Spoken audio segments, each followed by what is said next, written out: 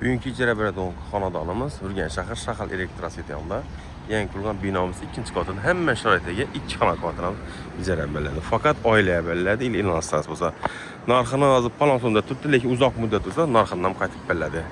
Zonaning chorraha hisobini ochiladi ko'rishlar ekan. O'shadan qayrilamiz ekan. Gitdik esa. Salarlar tushuntirib kvartalni to'liq tushuntirib bersa, yangi dom ikkinchi qavatda joylashgan ekan, hamma sharoitiga 3.500.000 so'm narxi. Lakaza shahar elektroseti bir de Prihoshga avtomatlarimiz, radiatorlarimiz. Hali odam yashalmay, endi birinchi arendatorga keladi.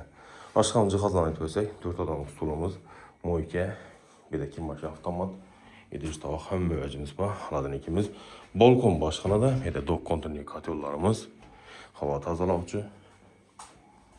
Ichki fayzi faqat oila zaksini saqlab qo'yiladi, ili inostrans bo'lsa ham bo'ladi.